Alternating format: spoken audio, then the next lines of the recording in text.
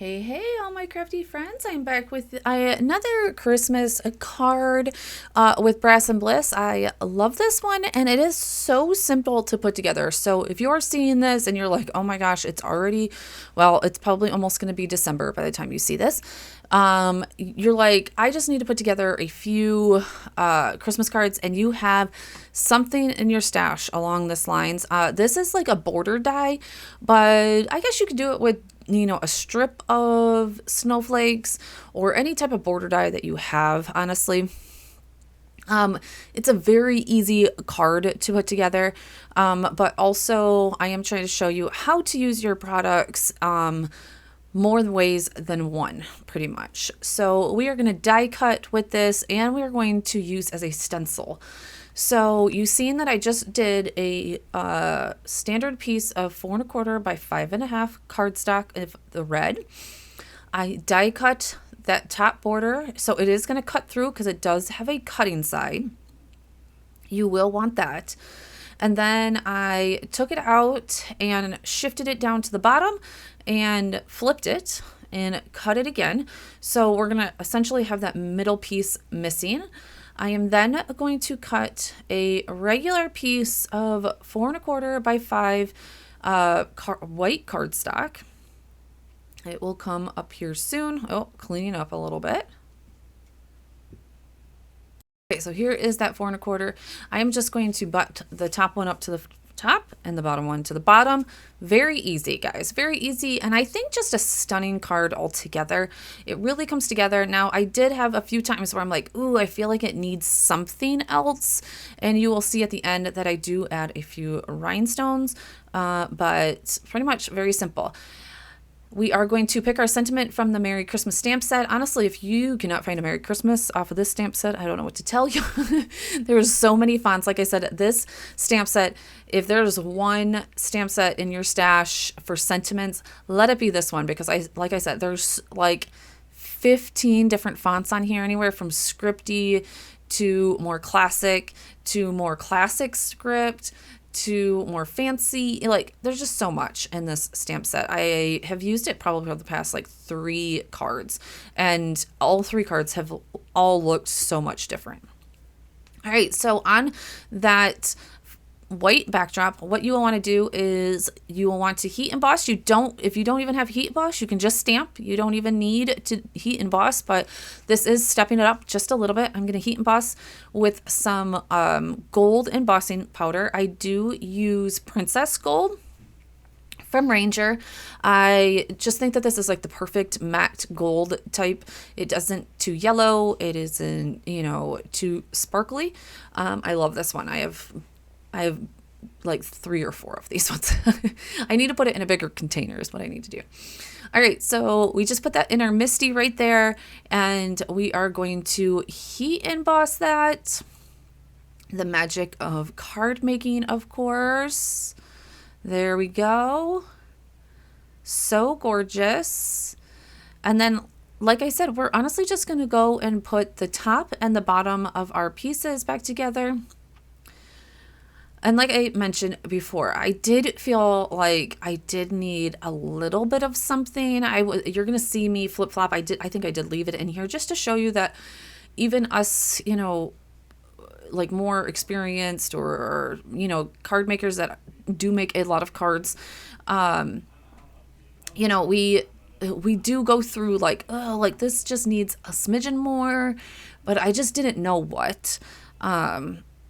I just didn't know. So anyways, we are using our Barely Arts glue. This is my absolute favorite glue. Another way to do this so you don't have to do all this teeny tiny glue is put double-sided adhesive on the back of this and then cut it. My next video, I'm going to show you guys how I use the double-sided adhesive. I've gotten a lot of questions about that in my lives. So I will show that, especially on these more intricate die cuts like these snowflakes. It's a really good time to use that double-sided adhesive. All right, so we did just cut off the edges. Here is where I'm going to show you how I went through and got some more snowflakes, and actually I'm using the double-sided adhesive right here. I put double-sided adhesive on just plain white paper. Then I die cut right through it, and you're going to see it just turns like pretty much everything into a sticker. It's amazing for those intricate die cuts that you don't want to go glue through or glue everything. But I'm trying to add things, and I'm like, okay, I'm going to do some more white. And then I just started looking at it. And from here, honestly, if I probably would have put more on it, I probably would have liked it. But I just thought that then it started just taking away from those borders. So then I brought out the extras that popped out of the die. And I was like, no, that's not it either. I was like, okay, gem, like rhinestones. Let's do a few center rhinestones. And I did these ones in just plain silver. You could do pretty much anything that you would like. Silver, reds, whites, blacks, I mean, anything kind of. I'm like, okay, there's the first one. I'm like, no, the next one's needed too. So I ended up doing each side of those, as you're going to see. And then we're going to put a little cluster up above the S. And honestly, I think that that was like the perfect touch. I think that it added just enough to where it didn't overcomplicate this card, but also didn't take away from this card, but also added just a touch of glam that we were kind of missing. So I am using my wax pen to get these. As you can see, some of them I have a hard time flipping over, but most of the time we can get those pretty quickly. And I'm sitting there, I'm like, okay, that's good, but we still need a little something. And those red ones back there were calling my name. I love using those red ones during Christmas time, of course. So I decided just to use little tiny ones. I didn't want anything huge. And so always do them in, threes pretty much. So I dug 3 of those out of there and put those down. And that was where I was like, okay, that looks good to me. Yep, there it is. It added a little bit of glitter along with the gold. You could have put gold in the center of those too. I went back and forth with the gold, but I decided to go with silver. All right, so there's our card. We're going to put it on our card base. We still kept the insides of those snowflakes. Always keep the insides, especially of snowflakes. We're going to use this Christmas set, I think is what this one is called. I will have everything linked below, of course. I loved these sentiments. I thought that it was, again, a nice classic sentiment. So we're going to line that up in our Misty and just stamp that down with our VersaFine. Actually, I used my alcohol-friendly ink. Didn't realize I did that. Most of the time I don't. I'll use my VersaFine for inside my card, but it doesn't really matter. And it just, I think that the longer sentiments in the card definitely start making your card feel more, card like you get at the store. Then we're going to use the inside of those snowflakes still. Don't, throw these away. They are useful inside the cards too. So cute. I love how that turned out. So we got our inside of our card done, outside of our card. Now, one last thing, and you guys loved how all this turned out last time. We are going to die cut. You're going to see here after I get this card base put down. This is a time of year where I make sure to finish my cards. There's no reason just to leave a card base at this point of time. We are probably mailing these within the next week or so. So saving myself a little bit of time right here to just get that already on a card base. We are going to cut a nice piece of this red paper down that matches our card to 8.5 and 8.5. I do cut my envelopes down to 4.5 by 6. It's the one step above the A2, just because some of my bulkier cards I have found they just, that one A2 size envelope is pretty snug.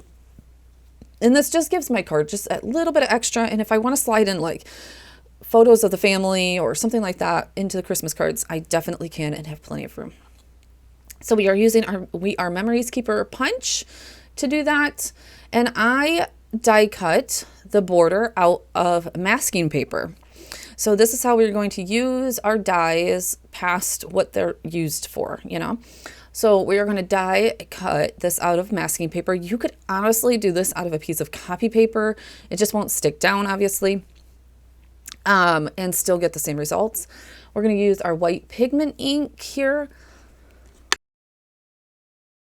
with a pouncer, and we are just going to pounce our white pigment ink right on top of the stencil. I did choose a pouncer just because I wanted, a lot of the times for my white pigment ink, you're definitely going to see like the brush strokes. And I just like the look of pouncing. It's a lot softer. That's what I wanted. I just wanted a nice, soft approach to this. And then, yeah, I kind of just pounced this. I think I did let it dry a little bit, and then I went over it with a second coating just to get a little bit more. And then I am going to also take the stencil off and pounce the edges a little bit with the white pigment ink. You're going to see here. Yeah, I think that was my cut right there. I turned the camera off and then let it dry just a little bit and kept on going. It does not need to be perfect. As you can see, some of it is coming up, but that is okay. This is going to turn out, and here we go. There's reveal. How adorable. Now, I thought that the edge was a little bit weird, so this is what I'm saying, and then I dropped the darn brush on it. Anyways, where I'm going to take it and just pounce those edges. And look how pretty that is. And we have a coordinating envelope. Super easy way to stretch our supplies. We buy these and invest in these, so definitely use them to all of your advantage. And there is our envelope with our matching card. I love this. Let me know if you are loving the matching envelope or coordinating envelope videos below. I would love to hear from you, and I hope that you are having a fantastic December, and I will see you in the next one.